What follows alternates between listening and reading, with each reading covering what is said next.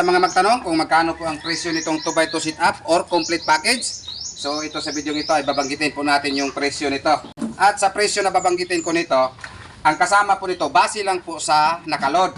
Dahil iba po ang presyo sa ibang brand, iba po ang presyo sa ibang watts. So sa presyo na babanggitin ko dito, base lang po sa nakaload at base lang po sa mga power amp at kung ano pong makikita ninyo dito sa ating video or kung ano pong marinig ninyo dito sa ating video. So ito, ang nakaload pala nito, so yan, dito po tayo magsimula sa mid-high full range. Ang nakaload pala nito ay ito po ay D12 na Crown 500 watts. At ito namang high, ito po ay BCS 450 na Broadway po ang brand. At ito namang nakaload sa ating sub, ito po ay Live Pro 15 at 1K. At dito na po tayo sa mga power amp. Ito, kasama na po ito sa presyo na babanggitin natin.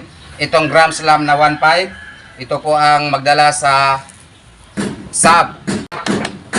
At ito namang GS 1000, ito po ang magdala sa mid at high. Kasama na po itong KC203 na crossover, pati na po itong power switch controller.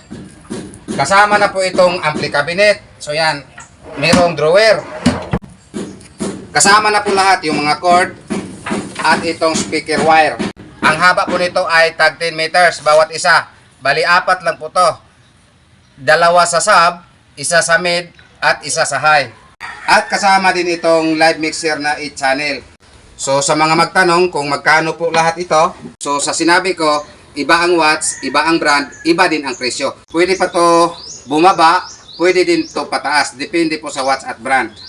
Nang dahil po ay marami pong nagtanong kung magkano po itong complete package na 2x2 sit-up, so ito po ay nagkahalaga ng 80,000 plus complete package. Itong sit-up na to mga brad, hindi ko lang sasabihin na sobrang malakas to, pero si Mr. Customer na po mismo ang nagsabi nung time na naka-full sound test na po siya sa kanilang probinsya. Testing.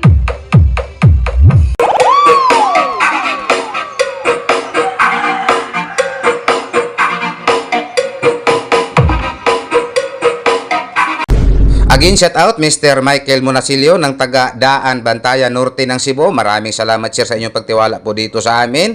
At maraming salamat din sa pasobra mong bayad Mr. Customer. At bukod pa sa pasobrang bayad, may binigay pa po si Mr. Customer ng pasalubong. MCB Cebu Box Maker.